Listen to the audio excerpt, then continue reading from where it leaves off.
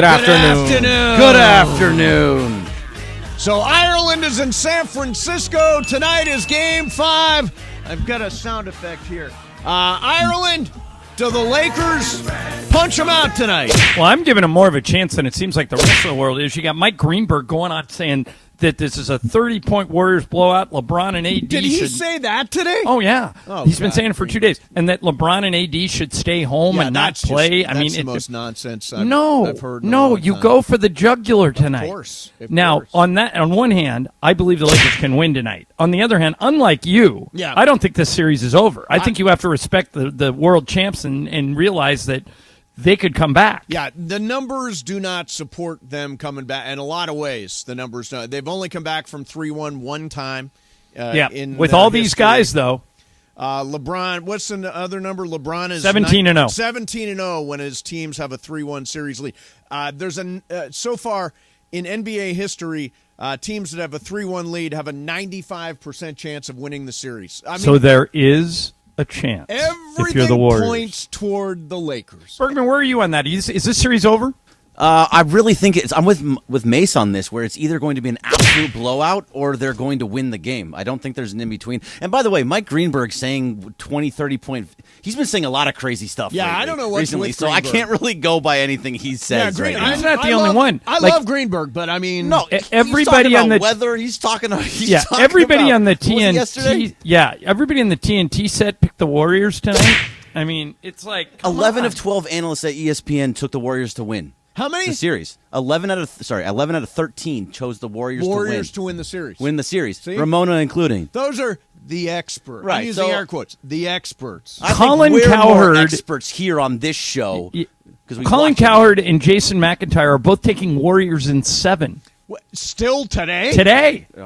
Colin's probably out there. Colin, seriously, hot take, crazy. That's not the right one. I mean, you want something from Colin recently? I forgot to tell you about this one earlier, Mace.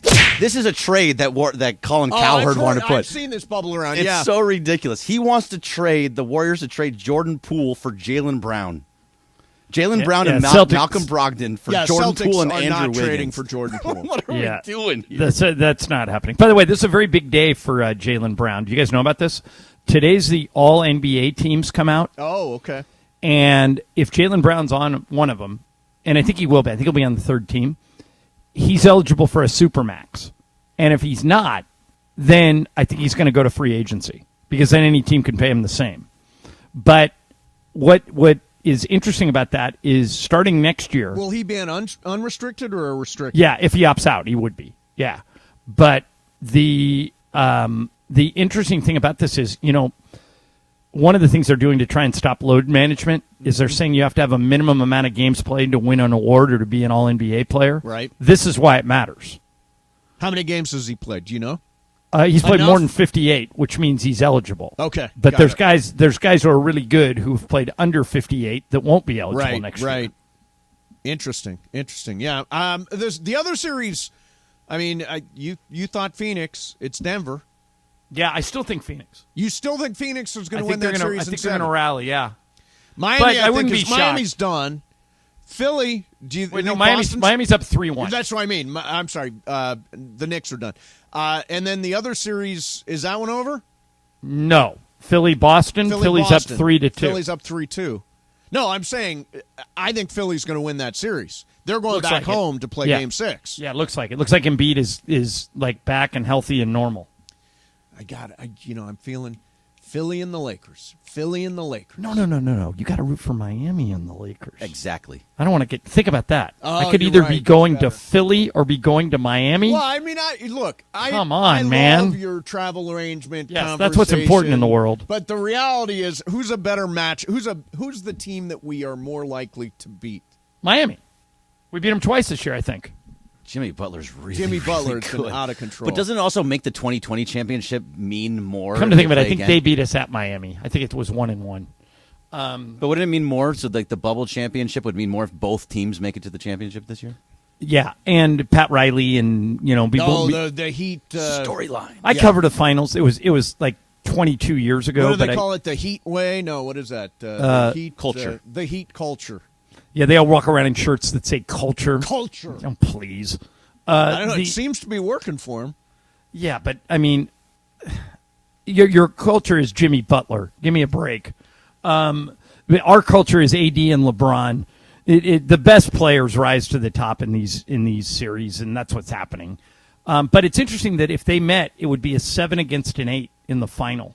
You know why I think that is, by the way? I think that everybody has devalued the regular season. When I say everybody, I mean teams. Yes.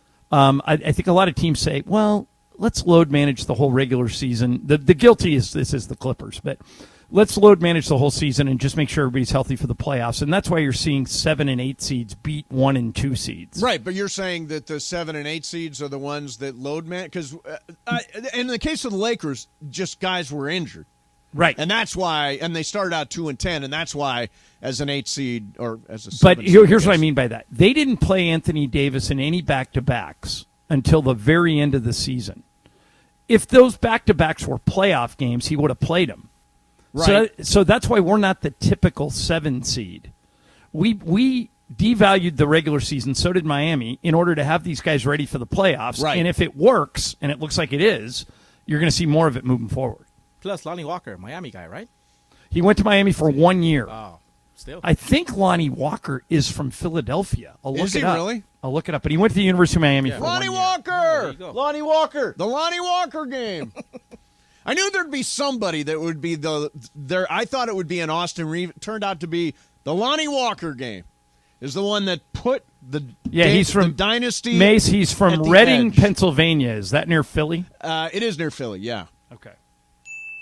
So He was Pennsylvania Mr. Basketball his There you senior go. year. So, John, what would take out the destination? What would be your favorite matchup if it went to the final? Would it be the Celtics, Lakers?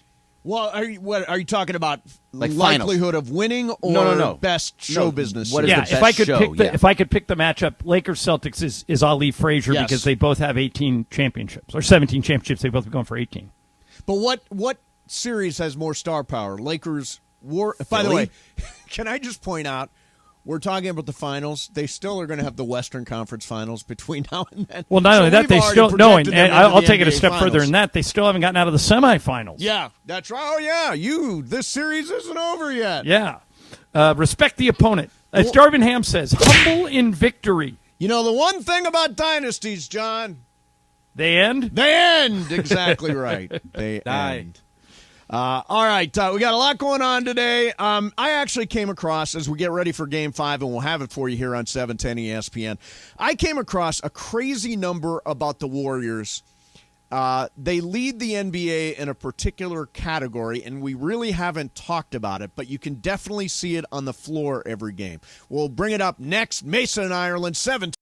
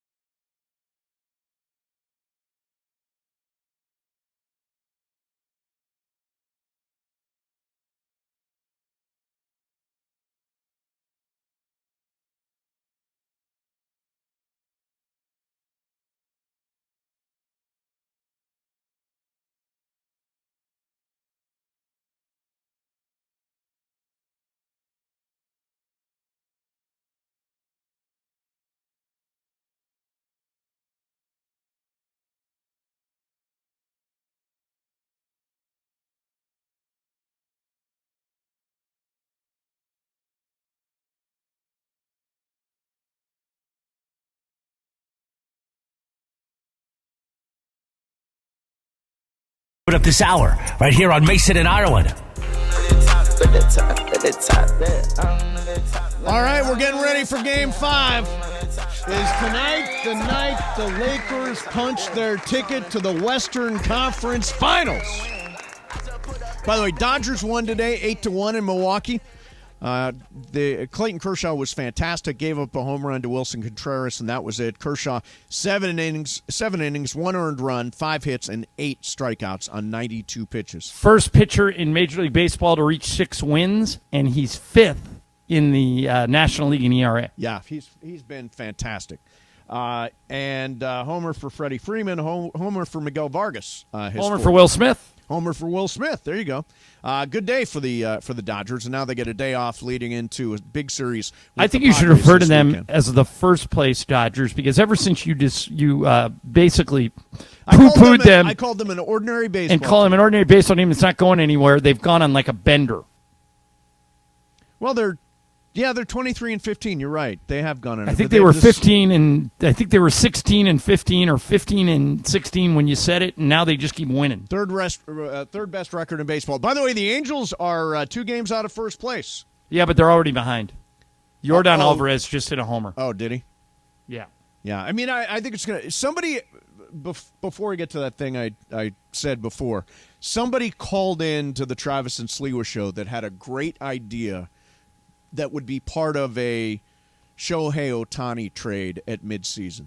Okay, what's the trade? The trade would include less good stuff from the Dodgers and the Dodgers' willingness to take on Anthony Rendon's contract.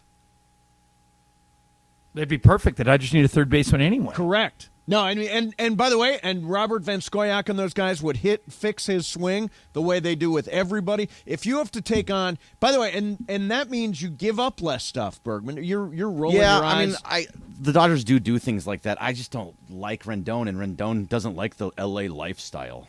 Yeah, but he's got, what, 2 years left on his deal, or is it more than that? Just left on that contract. Does he like the Anaheim lifestyle? It's different. By the way, if you complain about the lifestyle playing for the Angels, you can't make it anywhere. It's the most laid-back lifestyle in the major leagues. Nobody pays any attention. He likes the Angels. He likes Orange County. He doesn't like Los Angeles. He has said that. Oh, he can still live in Orange County. Tommy Lasorda lived there forever. Right. No, my point. Listen, Bergman. My point is, give up less good stuff and be willing to take on a bad contract. Yeah, totally fine. So he has 3 years left on his contract. After this year, or including this year? After this year. So 4 years, including this year. $38 million per year. That's through his 36-year-old season. I still like it, Mace. I still like it better than giving up a whole bunch of good stuff. Me too. Give up less good stuff. All right. So came across this. Bergman sat in the sort of, I call it the end zone, the end of the court for this last game. So we get to see it in an interesting way. That's a really cool place to watch the game. You know what the Warriors lead the league in? Passes per game. Yeah, I think they've since Steve Kerr became the coach, they've led the league almost every year. They're averaging 303 passes per game. To put that into perspective, Minnesota was a distant second at 289, and the Lakers 265 passes per game. The crazy thing about watching the Golden State offense is that as soon as you think they've found the open guy, they find an opener guy. Right. Which more is open. Which is more open, yeah, an opener. He's opener. He's more open. And then that last guy, that last pass is always just a wide open, clean look at the basket because the ball is whipping around so much. Well, the ball moves faster than a person's feet. Yes. So if you keep whipping the ball around, chances are you're going to get a good shot. Now, the reason we don't pass it as much as they do is we want LeBron and AD to have the ball. Correct. They just want to play hot potato. Yeah. And they're good at it. They're good at it. Right. Although, you know who's been terrible is Jordan Poole, who apparently Colin Cowherd traded earlier today. Well, not Bill Simmons called it the worst fake trade in the history of fake trades. There you go. I agree with Bill Simmons. So we should listen to them. Yeah. So Poole is on a terrible contract, too. Well, they just gave him money at the start of after he got punched, they gave him a bunch of money. Yeah, I mean, he is now 9 of 43 from 3 during the postseason. 9 of 43. Yeah, I wonder, Mace, how much he's going to play tonight. He only played 10 minutes in Game 4. I think those 10 minutes might get cut in half if he doesn't make some shots early.